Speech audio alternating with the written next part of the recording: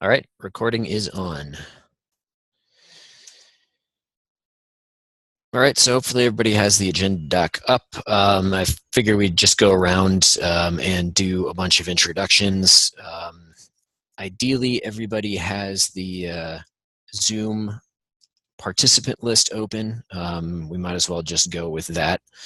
So I'll start. I'm Dan Williams. I work for Red Hat, and I'm also a sort of co-lead of SIG Network and have an interest in this particular topic. So I thought I would try to organize this working group and get us to focus a little bit more on this and push things forward.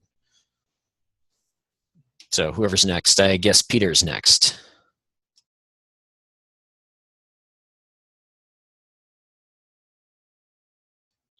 Or not. Either that or everybody can just jump in if you want to introduce yourself or not. Feel free, go ahead. If Peter was I can introduce myself, or you were speaking about something else? Nope, go ahead.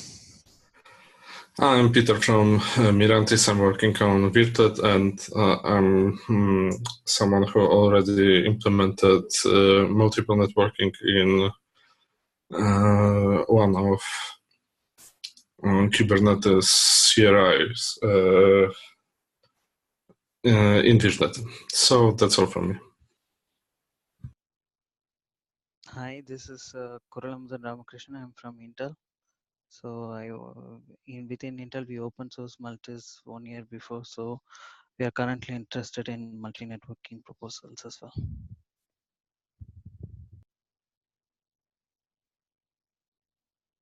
Okay, I'm Mike Spreitzer. I'm from IBM. I'm working on implementing traditional cloud technology, virtual machines, virtual networks, leveraging as much of Kubernetes as I can. We currently have running code based on a fork we did this spring from Vertlet that does run virtual machines with multiple, a dynamic set of network attachments on each VM. Each VM, since it's Vertlet, appears to be in a pod. We also have a dynamic set of storage attachments on it. And so this is currently totally out of free code. I'm interested in seeing to what degree we can converge with the rest of the community. Hi, my name is Suresh Krishnan. I work for Kaloom, and we are working on implementing some form of network functions in containers, like starting off in the telco space where we need multiple network support in here. We have a hack version of Multis which supports this, as well as separating overlapping address spaces in multiple of these networks.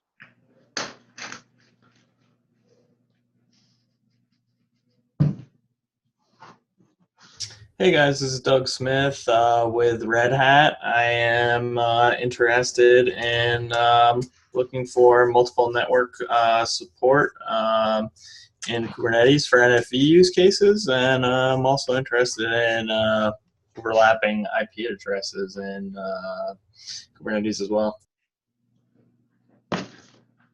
So I'm Per Anderson, also from Kaloom, and I have pretty much the same interest as Doug. So overlapping address spaces, multiple networks, and also dynamic add and remove of networks without having restarting pods. Hello, I'm Tomohumi Hayashi Tomo from Red Hat, working with Doug, and then interested in multiple networks with various use cases. That's it. Thanks. I'm Paul Mike Lee. I'm with Cisco. I'm mostly just interested in monitoring what's going on with respect to IPv6 and how we can have multiple addresses, not necessarily networks.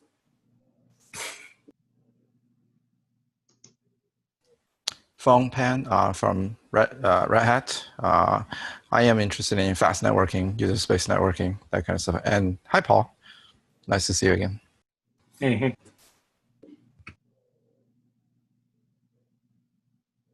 Hi, I'm Cam Loudon from Metaswitch. We make telco VNFs, so I'm interested in multiple networks. I'm interested in fast user planes. We've been doing some work with Intel and with helping them prototype on the Multis plugin.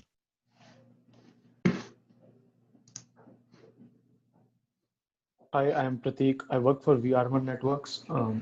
We don't have a use case right now for multiple networks, but I'm here to learn and contribute more.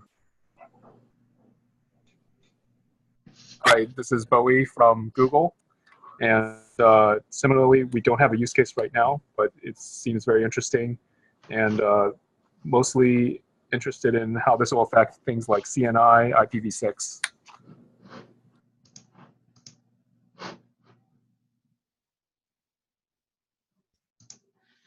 Hello, I'm Peter Zhao from ZTE.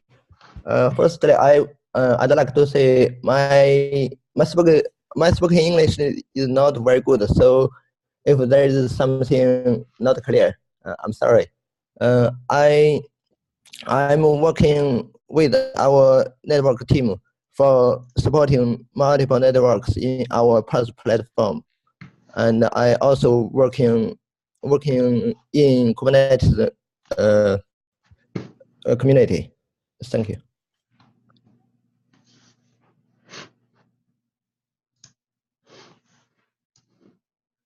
Hey, this is Mark Curry. I'm a product manager with OpenShift at Red Hat, and I'm very interested in multi-network.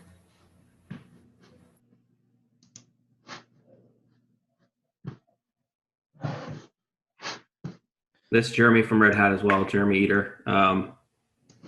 My interest here is taking the stuff we did in resource management side of Kubernetes and making sure it works well with the these new features that we're working in this working group to add.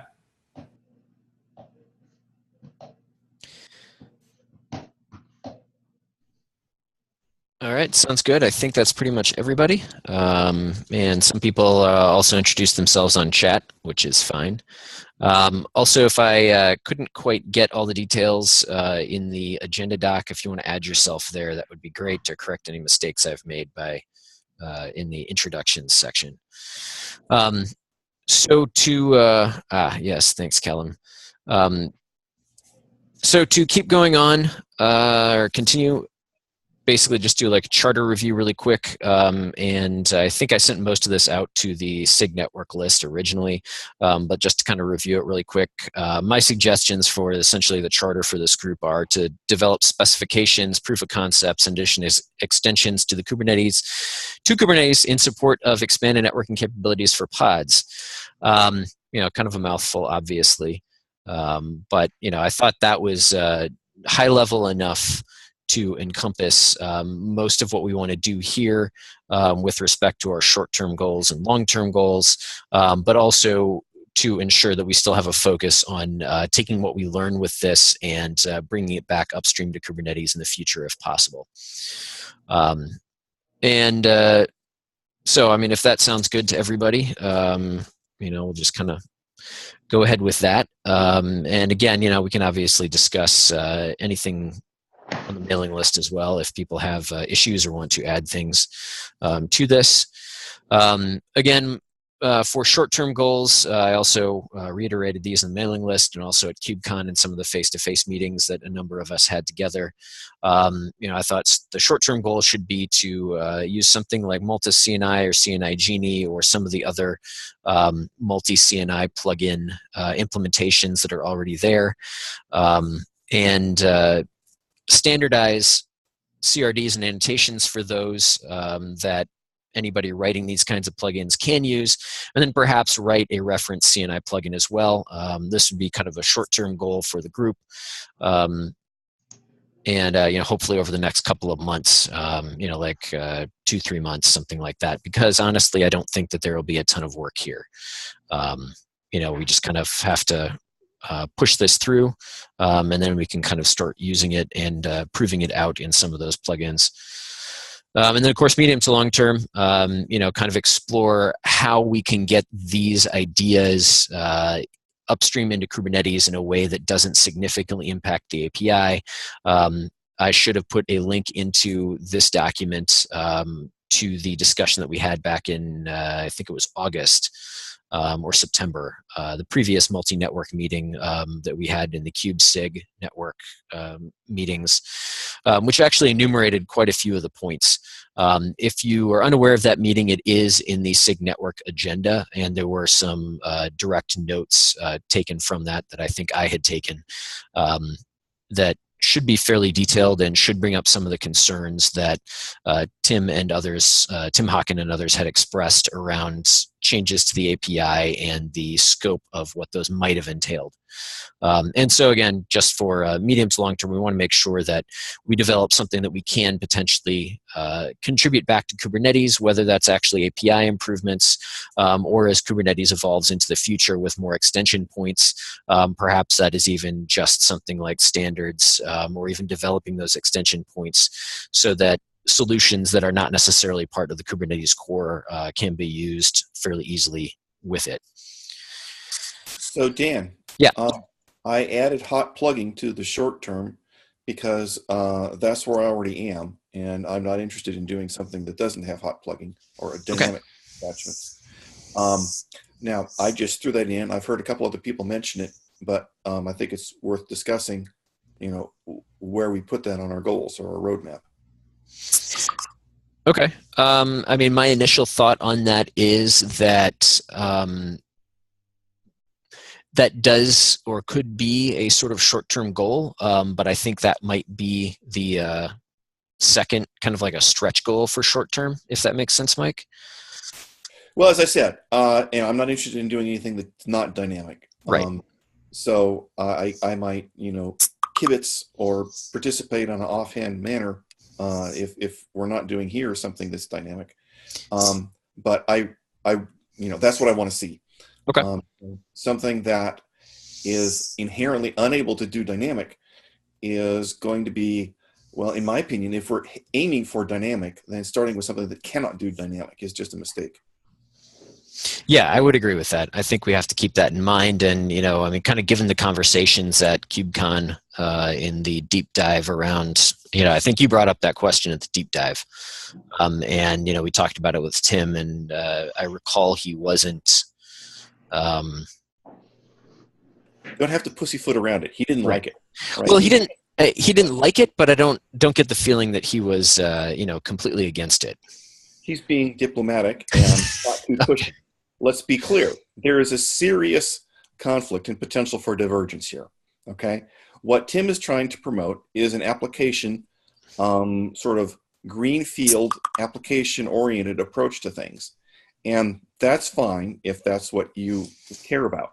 My problem is I need to support customers who are very brown, and they need a traditional IaaS cloud, and I'm trying to figure out how to satisfy those customers, and they need traditional sorts of VMs and virtual networks, and you know, Istio layer 7 mumbly bunk isn't going to solve the problem for them, even though it may be what we think everybody will want in the future.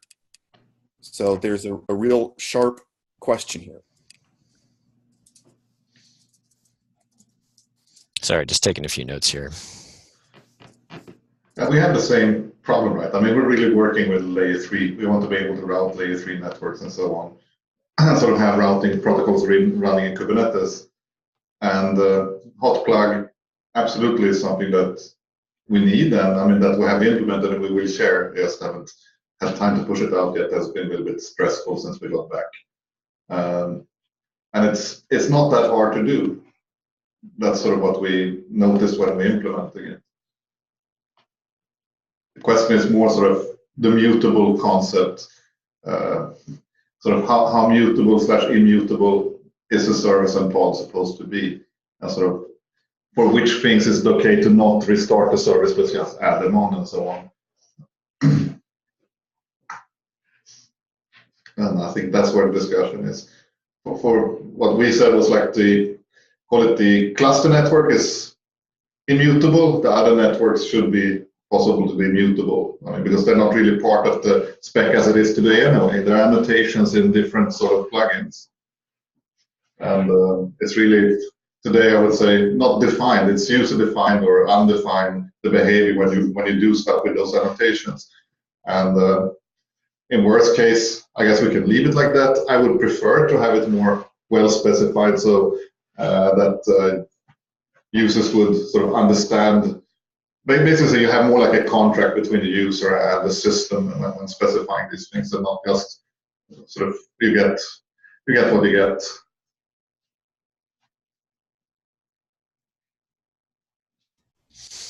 Okay. I mean, that obviously sounds good, and we should probably keep this in mind. I think you also added that to the reference plugin stuff below, right, Mike? Thought I saw that somewhere down there. I added something about an approach that could do dynamic. I'm concerned that the Multus/CI Genie approach cannot do dynamic. Yep, good point, and I don't think they can.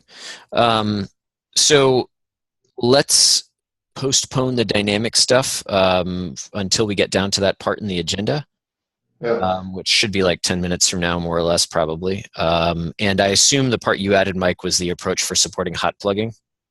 Is that Yes. right? Okay, Yeah. Awesome. Okay, were there any other comments about goals and charter and stuff for the group? Or does it sound more or less okay to everybody for the time being? All right, take that as a yes. Okay, so I think we have representatives from most of the current proof of concepts and implementations here. So maybe why don't we go through the list really quick, and if some of those representatives just want to say a couple words, I don't think we need to say too much about each of them. I tried to put some notes in here about at least Multus and CNI based on some of the code review I'd done and feature review. If I got any of those wrong, please correct me. But let's just start it off with Multus, and if each person give just a really short description of what it is, what the goal is with that particular plugin, and then a very high-level view of the things that you think it does differently from the other implementations. That would be great, and let's try to keep it fairly short if we can. So, Corel, if you want to do Multus. Yeah. So I think previously we did some demo on the Multus working in the networks community. I have like 4 points to say about Multus. So the first point is very simple. So Multus reused the concept of delegate packages, which is similar to Funnel, and the code is very straightforward and it's easy to understand. There is no hard coding, and there is no need to add additional plugins because it's very generic, and they just do multi-networking. And one additional thing is to store the information of this network during the creation and deletion, because it has to store this information in order to make sure the network object or the config file, if it's changed, it should retrieve back that information. And the second point is whether it's CRD or TPR, it doesn't matter, because Multus use the self-link approach in order to find the network object. And third one is it's also support chaining mechanism. So Multus can call Multus. So that is one of the use case. And the fourth point is default networking. So default networking is one of the options like most of the customers want from us. And in order to find the primary network, it use something called master plugin in order to determine the primary network. And it's more or less, it's very simple code actually. That's it from my side. Okay, thanks. Hey, could you guys, when you're describing these, could you add one more data point? If you're already shipping and supporting this for actual customers, that would be an interesting data point too.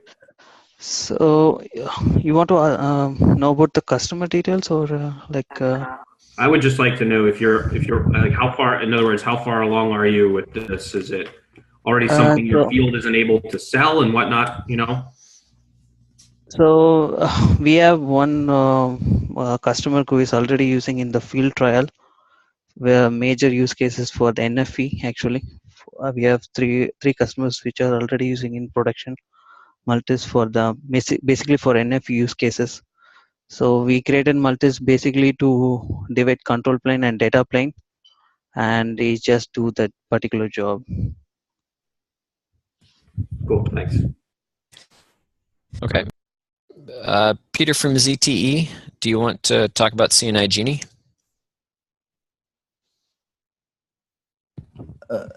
Hi there. I'm sorry, I'm not sure about the CN Genie implementation. I think if some guys from Huawei can. Oh yes, sorry. Yeah. Sorry, I'm mixing that up. You're correct. Do we have anybody from Huawei here?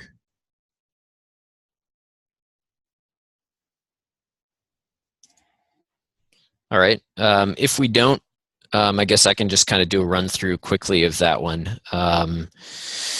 So based on my investigation, it's similar to Multis CNI in that it supports CRDs and pulling a list of networks to use from the Kubernetes API. It appeared to have two ways of specifying that. It also contains some plugin-specific options for different network plugins that are out there, like Calico, Weave, Canal Romana. I'm not sure exactly what those do, but they're there. And it also has done some experimentation with kind of automatic network selection, which looked interesting, and that might be a direction that we kind of want to explore, because it sounds quite a bit like some of the Quaz stuff that we might want to look into for abstracting things to help try to get it upstream. It is more complicated than Multis is, so take that for what it's worth, and partly that's due to some of the internal stuff around the annotations it appears to use, but then also some of the automatic network selection type things. So that is it for CNI Genie. If anybody else is more familiar with it, feel free to jump in now and or correct me. Yeah, so I worked with a few of the Huawei guys, so I know Kevin. Kevin is the developer for CNI Genie. So basically they're having some of the features related to Funnel and Romano is because they have something like network telemetry. So they get the information about the interfaces, and after getting the information, they will automatically select the networking. So they have these particular telemetry features. That's why the code is a little bit having the hard-coded features about CNI, different CNI plugins. But other than that, it also do multi-networking. It's, as far as remember, in development right now, so it's probably not useful, and it's based on CAdvisor as far as I remember. And I'm also the user of CNI Genie, and I can tell you that it's quite simple in use. It also supports multiple CNI plugins chaining, but in actual version, it returns CNI result from only last plugin in chain. That's why Mirantis updated it a little to have a support for merging output of results from all run CNI plugins. So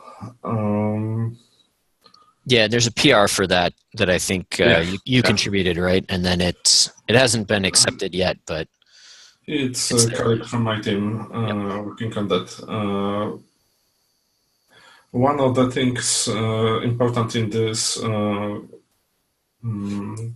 approach is that you can select one of multiple pre-configured network configuration, pre-configured networks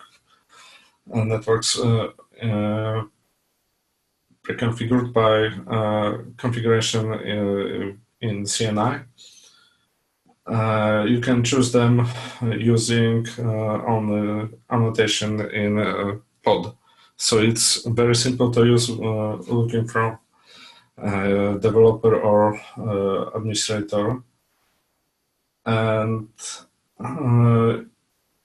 do not require to configure same setting for all pods on node or cluster. So it's quite useful case. Okay, thanks. Let's jump on to Peter and his plugin, Knitter. Okay, yeah. And the Knitter plugin is using in our internal projects now, and it works well so far. It's a SIG plugin, as the notes said. It includes 3 components. The manager is running on a central host. It can be a Kubernetes master or any host. That would be okay. And it interactive with the network infrastructure and manage the networks for the users. It can manage the network dynamically. Say some users say, I want 2 more networks for my application. And the manager said, okay, I will edit them for you.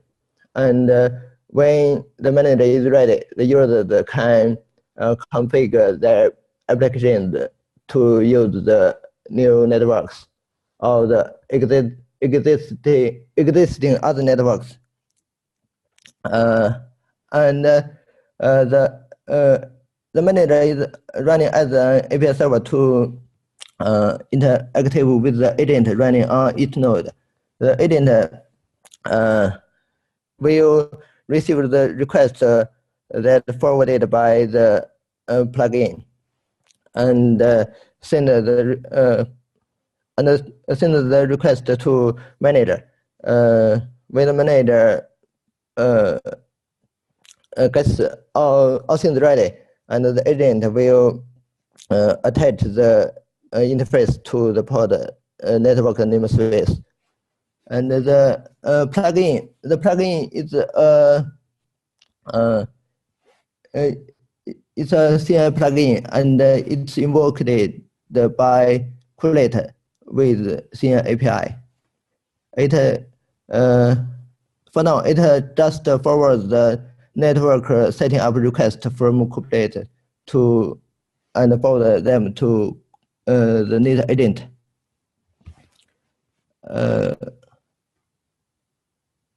Let me see. And now the Knitter is not using CRD to manage network objects. The Knitter manager will manage the network objects, but I believe it can migrate to use the CRD very easily. And the networks required by pods are configured in annotation as we are not support field in pod spec in Kubernetes for now. And the Knitter it doesn't invoke other third-party plugins. It do all things itself, so that's why it's sick. And I think that's all from me for now. Okay, thanks. Tomo, you want to talk really quick about CocoaNet? Okay, so this is just for design for POC or some demo-wise, not product. And then this has the node agent to managing the IP address. This is because this CNI puts the interfaces without the Kubernetes management stuff. And then this also have the a way to invoke the another CN plugin, works on Maltas delegation. That's it. Okay, thanks. I'm sorry, I didn't actually understand that very much. Do you mind if I ask a couple questions? go ahead. All right. Actually, I didn't fully understand the knitter part. Are you saying in both cases that you do have Kubernetes API objects that represent networks, and these objects are not CRDs, they are built in API extension servers or aggregated servers?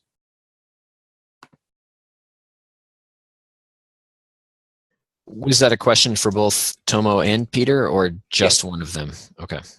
Well, Tomo asserted that it's like Peter's, so either or both?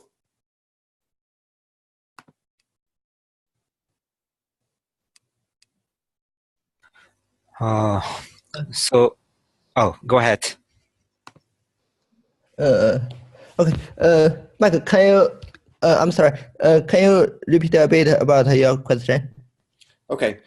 Is a network represented by an object served by an aggregated Kubernetes API server? No, not yet. So a network is not represented by an object in the basic desired and reported state style of Kubernetes. So you must have something more like an imperative API, so someone can request creation of a network and get back some kind of a response and maybe do things like list networks and read networks and stuff like that? In our implementation, Kubernetes know nothing about the network objects or what the networks are. The Net Manager manages all of the network. Right. I'm sorry, maybe I wasn't clear. I'm trying to understand the nature of this network manager and what its interface looks like. Common in the world are two different styles of interfaces. The older one is an imperative style where, for example, you have operations to create networks, delete networks, list networks, read networks, update networks. And then there's the Kubernetes style in which the interface semantics are focused on an object that has both a spec and a status, or as one might describe in more generic English, maybe desired state and reported state. And the interface is through these objects that have both this spec and status. And so I'm trying to ask whether this manager has a spec and status object style of interface or the more traditional imperative style interface. It's something like the network objects discussed in the form of multiple network proposal.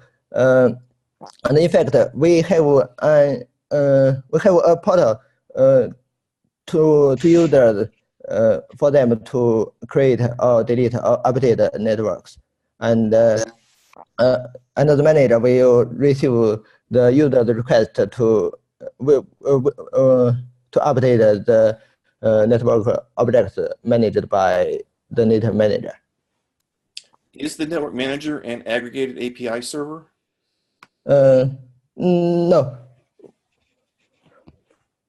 We don't use the aggregated API server mechanism now. It don't interactive. It doesn't interactive with the Kubernetes for now. Thank you. I'm sorry. If there's anything not clear, feel free to post the question on the mailing list or on the comment of the agenda. Okay.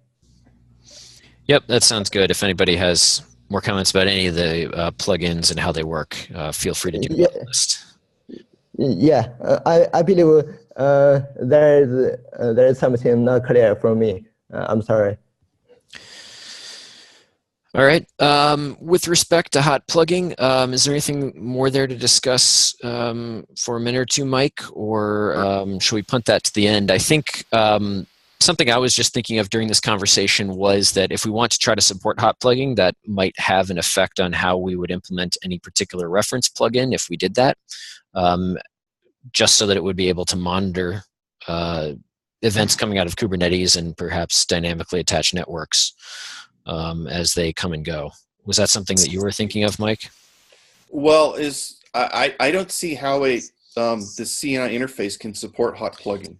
I mean, underneath it, I think the hotness has to come from over it. Absolutely. I can quickly describe, or Suresh, what we have done. Okay, can you do it in 30 seconds? 45, sort of. We have modified multis. So we used annotations. We add more networks in the spec. We have let's call it a live object that is listening to changes on the service objects. And when they see that there are network changes, it basically sees where the pod is, call multis to add and remove those interfaces as they are added and removed in spec. And that happens as soon as you change the spec, you get the network where it should be. If the pod moves, you get the networks you're supposed to have from the already sort of existing mechanisms. We will share that. It's working fine. Yeah, I'll say on my side also, the way we did it was we used a CNI plugin that just makes or breaks a single attachment, and then running above it, we have something that decides when to call that CNI plugin to make or break individual attachments. Yeah. We hacked multis, like I said, and we did not want to do any changes in the kubelet, so this is a completely singular, loose thing that we push as a daemon set. Right. We also don't change the kubelet. So clearly, to do a hot plugging, we need some active process on each node to be an extra agent. We called ours the kubelet extension because, well, this networking stuff, multi-networking stuff, is an extension to pod. So I thought we'd think of it as a kubelet extension. I can't remember what we call it, but we will share it. If not tomorrow, we'll get it out after New Year. We have a demo tomorrow, so it's been a little hectic here. Okay, yeah, that sounds more or less in line with what I was thinking, some kind of long-running process, and then the kubelet calls to CNI would actually just funnel into that process, either through some small binary that packages up the JSON. We listen to the API objects, basically. If they're changed with a normal listener. Okay. And if these extra attachments are extra in addition to the normal one, we don't need a particular relationship with the kubelet. Let the kubelet make the one, and then something else, this other agent makes all the other. Right. This approach works as long as there's no official sort of syntax in the spec for networks, right? Right now, everything is annotations, and the kubelet doesn't care about it. But if we do the network, sort of bring it into the spec language, then I'm sure it will start to care about it, and then that's there what it should go in. Well, again, that will depend on whether we have a distinguished network or not. And I think we'll have to keep a distinguished network until we're ready to bite the bullet of how does this affect the rest of the Kubernetes API. So just maybe this is a sort of basic question, but have we defined what hot plugging actually means? No. Well, I can tell you what it means to me. My use case that I'm interested in is while a pod is running, being able to add and remove network attachments. My central abstraction here that I'm thinking about is network attachments, and that is neither an IP address nor a network. Right? In the world with dual stacking, a network attachment may bring you a couple of IP addresses, or maybe more, because IPv6 likes to handle lots of addresses. But anyway, it's a dynamic set of network attachments. Yeah. I think we're fine with that definition too, right, Suresh? Yeah, sounds good to me. I think the in our case as well, right? Like the idea is the container itself might need more network attachment points, like Mike said. Like for example, if you have a container running some kind of L2 or L3 functionality, we should be able to dynamically bring up a network without restarting the pod. That's what hot plugging means to us, at least. Yeah. Okay, I see. So within a pod's lifetime, because an alternative is to just say the pod is created with a certain set of networks.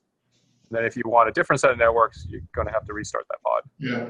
Basically, we want to be able to run a BGP process or something that's supposed to answer DHCP directly on networks or stuff like that.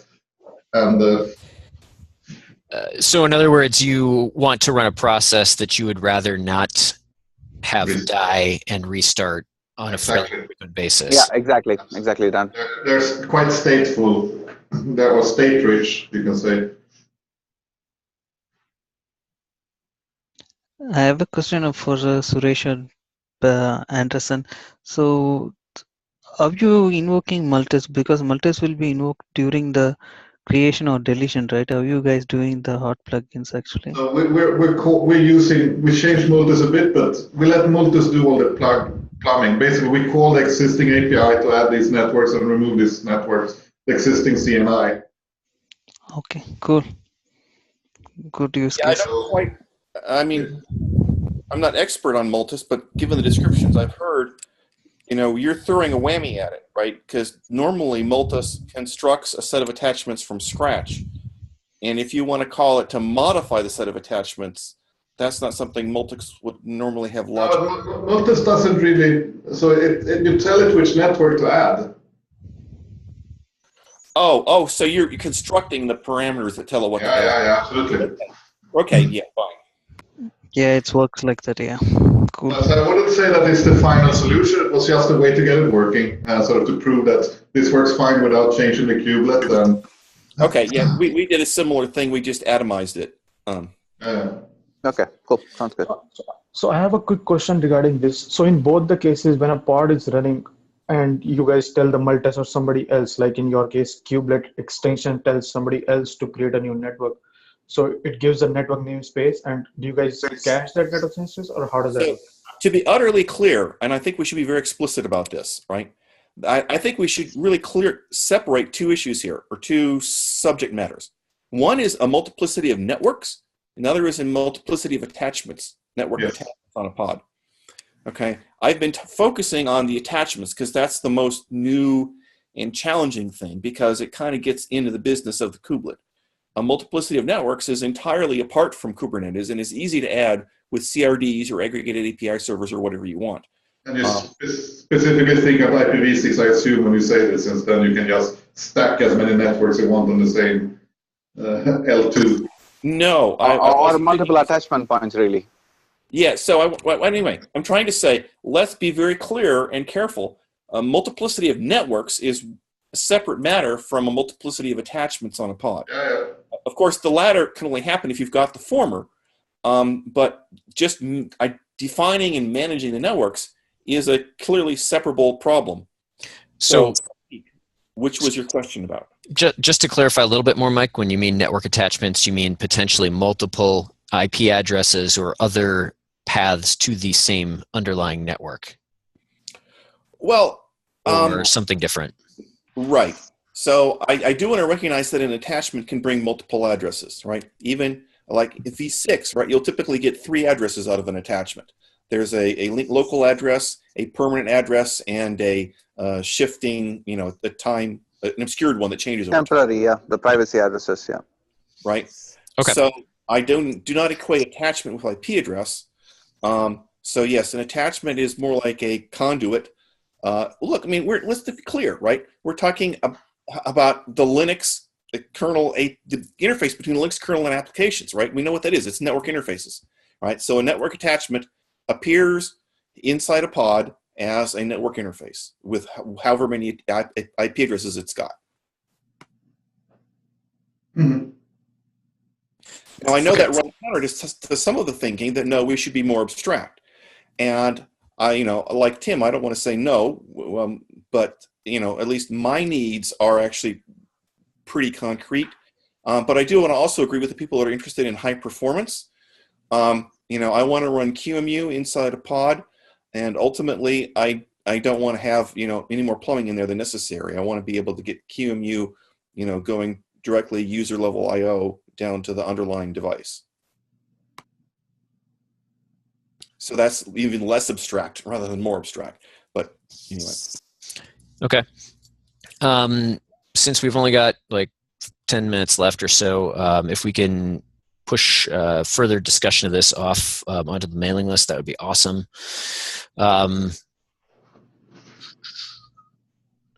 So the next topic was standardized network CRDs. It seems like that is something that a lot of us could actually use, or at least a point of commonality between all the current implementations. Does that sound like everybody else's understanding as well? As in, would it be useful for this group to specify de facto standard CRDs that all of these plugins like Multus, Knitter, and CNI Genie and others could use, such that the user experience for a Kubernetes application user or cluster administrator would be consistent between most of these network plugins? So I think that's it brings in it's a big discussion question. Good thing we saved it for the last 10 minutes. Let me mention a couple of things. Sure. Actually, that Tim was complaining about in the September 27th meeting, which unfortunately I missed. But he was complaining about, his big concern was portability, right? And I think if we attempt this, we do want to pay as much attention to portability as we can. And another concern he brought in was he didn't want to introduce an unnecessary extra layer of virtualization. He seemed to be assuming that multiplicity of networks would be implemented by some kind of a generic layer that does VXLAN or something like that to make the multiple networks. At least from my point of view, I'm interested not in adding any extra layers of virtualization. I want to be able to plumb through to the existing underlying virtualization. Yeah, to clarify that point quick, my understanding was that this was tied in intimately with portability, because if you're talking about plumbing into these certain underlying networks, taking an app that requires that and moving it to, say, AWS or Google Cloud would require that to implement the same functionality as you have in your deployment, which I'm assuming is kind of private cloud or whatnot. Google would then, or AWS would then need to create an overlay underneath to provide that functionality, which would obviously be less performant. Right, and I don't want to do that, right? I think a better approach would be to say, if I recall correctly, AWS and Azure and Google, they do have concepts of, virtual networks, right? The concern was maybe that we might mandate more functionality than their networks have.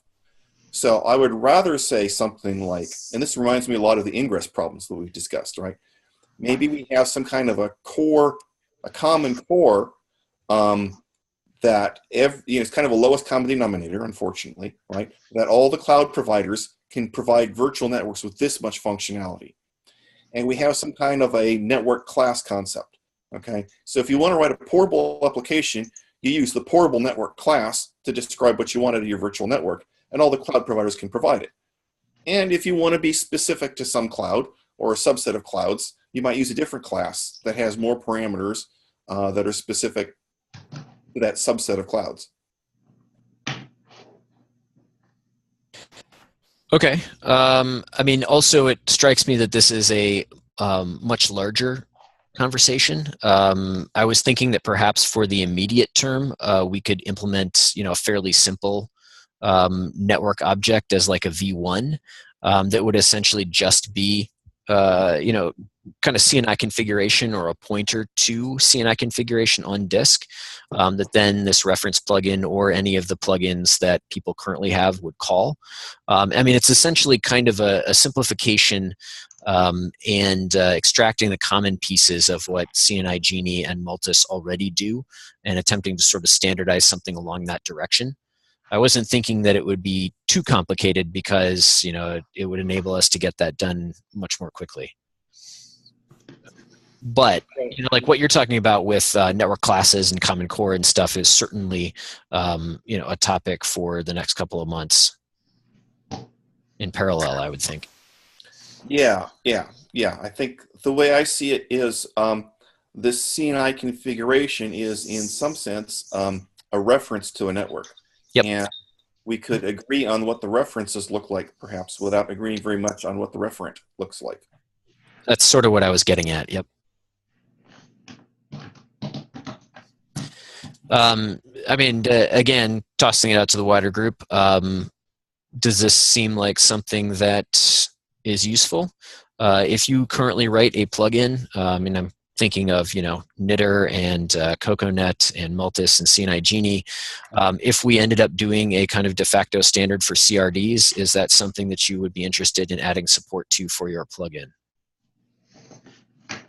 I do. Yep, of course. Yeah. Yep. Yeah. Okay. So then in that case, next steps on this, I just kind of posted some proposals into the agenda doc. I will split these things out into a separate document. I know we already have the multi-network document from Joji, but I feel like we should sort of start a little bit fresh since this is kind of a refocus. And then we can kind of discuss there and also discuss in the mailing list. Again, I was trying to keep things fairly simple and take a superset of what the existing plugins do. So I will take that as an action item, and we can potentially move on. I did notice that CNI Genie has a way to write the results back to the Cube API for each pod, which I understood as containing interface details and IP addresses, which I assumed was a workaround for the fact that Kubernetes doesn't care about any of that right now, but there's got to be a way to get some of that back. So a question I wanted to propose to the group was, would it be also useful to standardize on an annotation for pods that would contain the result that comes out of CNI, whether that's the combined result or just the single result? I mean, essentially, anything that comes back from the Kubernetes, or excuse me, the CNI add call would somehow be represented in the Kube API as an annotation, so it could be used elsewhere. I would say this is duh. I mean, we've been discussing basically spec, and there should be corresponding status. Okay. I mean, the other thing I'd point out is that, if we do end up working on Cube multi-IP addresses or pod multi-IP addresses through this working group, I know that the IPv6 people are very interested in that. I know that a number of people here are interested in that. So, as that effort kind of spins up, a number of us should try to be involved, and perhaps we can find a way to combine those two efforts and use something there for this purpose as well. Maybe, although I am suspecting, at least the way I think of it, is each network attachment brings multiple addresses. And so that suggests to me a stratified representation. Unstratifying it or removing that stratum is potentially confusing. For sure, we need some clarification in representation of multiple addresses and what should be used as a main address for example, probes, network probes. So that needs to be clarified for all implementations. Yep. And I remember that coming up a number of times in the Cube multi-IP address discussions as well, that perhaps there could be a special address for health checks, or that address could be tagged differently if the plugin returns multiple ones. So that clearly is something that we need to address, because Kubernetes right now either de facto defines or requires that the kubelet be able to health check a pod. That's part of the contract essentially with Kubernetes.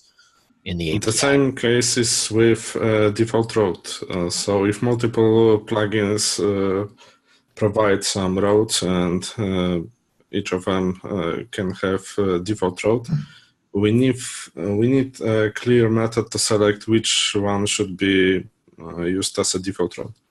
I think that also goes hand in hand with the sort of address space separation, sort of that at least one address space needs to be part of sort of the Kubernetes cluster networking. And we also probably need to look into how sidecars are managed in a multi-network. I guess my preference would be to say that they're not involved at all. They're only involved on the cluster network, never on the multi-network side.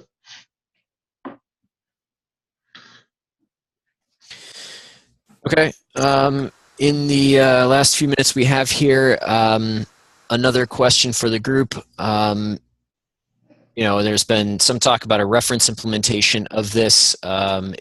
Is there interest around creating a reference implementation or kind of coalescing around a reference implementation? Yeah. Yeah. Okay. All right, I had kind of listed some proposed requirements for that reference implementation, and then also some nice to haves at the bottom there. We can figure out the details of how we get this started, where it lives, and kind of who's going to contribute in the path forward. We can punt that to the mailing list over the next couple of weeks anyway. So, I mean, some of the proposed requirements I had are around bringing the plugins up to kind of modern standards. I know there's the PR, for example, for CNI Genie that does result chaining. I think that's something very important to have, and also support for config lists. And also, CNI versioning is going to be important, because if we have multiple plugins, we want to make sure that they are somehow compatible between each other. If you have a plugin 0.1 version and you also want to call a 0.3 plugin, we got to figure out how to actually handle that. We may even want to try to specify that as a de facto standard, how that's supposed to work. We also want to make sure that plugins support, or that this de facto plugin supports capabilities which are necessary for things like host ports for some of the thinner plugins. If you have a plugin that has a long-lived process that actually is watching the Cube API, not as important, but it could be used for other things in the future as well, so we probably want to support that. Sorry, I might have missed something. So this is a generic question. How is this going to interact with the CNI standard and the maintainers there? Well, I am one of the CNI maintainers. Okay. So I'm kind of looking at this with that in mind. And some of the things that I've added here are features that we've added to CNI over the past year or so that I've seen that some of these example plugins don't support. So what I'd like to do is, for whatever the reference plugin is, or even if people want to implement these features in their own plugin, I'd like to see these kinds of things in those plugins, like config lists, prev result capabilities, version handling, or correct version handling. The other thing I'd like to see is eventually that Kubernetes actually consumes the result from these plugins as well. And I think that's going to be a lot more important when we add multiple IP support for Kube. Right now, what happens, at least with Docker Shim, is that it NS enters the container and just pulls the IP address out, but it only pulls one out.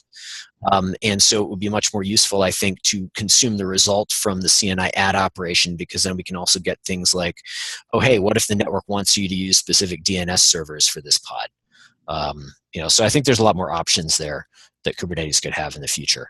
But of course, that requires that plugins actually do the right thing in the first place before they could return a result to Kube. So, and I think, given the makeup of this group and some of the other people that are interested in multi-network that are also interested in CNI stuff, I don't think we'd necessarily have a problem with communication between CNI and this group or SIG network. Can I answer the question, Bowie? Yeah, thanks. Okay. And one thing we haven't really touched upon is the network policies. How do those get impacted by these multiple networks or network attachments, whatever we get supported? Yeah, my initial thought for that was that most of this would basically be sidecar networks that wouldn't necessarily interact with Kube or wouldn't necessarily interact with network policy officially. Obviously, different vendors can do— Or unofficially. Or unofficially, yeah. Different vendor, if you write your plugin, you can decide whether or not to support network policy, but that is a very good point. That is definitely something we need to think about, going forward. We also need to make sure that whatever, future solutions we have that go upstream into Kube take network policy into account. But at least for the next month or two for this reference plugin, I wasn't necessarily thinking it would do that, because this plugin might call other plugins that already implement network policy on their end, if that makes sense. But I will certainly add that to the nice-to-haves. Well, there's no point. If you're bringing up network policy, you have to talk about services and endpoints as well. That's, I thought we were clear that we're just going to punt all that for now. Yeah, you could think of it where if there's a concept of a default network, which is the one that actually gets returned to the Kubernetes API as a result of the CNI add call, that one I would expect would probably have network policy, or at least, if the plugin that is providing that network implements network policy, then yes, you'll have network policy, and then any subsequent networks may or may not. Right, I thought that was utterly clear. I didn't think there was any question about that. Well, apparently it was not utterly clear, so let's clarify that. Does that sound okay, Pratik? Yeah, thanks. Okay. We are about out of time. I mean, we can continue for a few more minutes if people have more things to discuss. Otherwise, we can take things to the mailing list. It seems like we've got some general agreement on at least a couple of things. First, that yes, it seems useful to specify CRDs. And so we'll take that up. I will create that document to kick that off. Also, Can I add one thing? Go ahead. It doesn't necessarily have to be CRDs, right? I'm loving built-in types in aggregated API servers because they're even more powerful. Okay. Yeah, I mean, that's a good point too. I think CRDs would be the first step because we don't require any changes. We don't require running an aggregated API server either. But I feel like we could probably design it such that both could be used, if that makes sense. Well, we might or have at least the same template could be used for both. Look, we're past our time. I don't want to get more into it. There's additional functionality available in built-in types. We should think about whether we're going to need it. True. I will say, though, also that CRDs have advanced a little bit since we were last talking about them, and they're a little bit better integrated into both the Kube API and kubectl and stuff like that now, too. So, okay. All right, thanks, everybody. Last point is the next meeting would be January 4th. Are people going to be around for that one? Should we just leave it on the calendar? I will be around for that one. I will be around. Okay, let's plan on doing the 4th then, and we'll leave it at that. Excellent. All right, thanks, everybody. See you next year. Bye. Bye. Bye. Thanks. Thanks. Bye.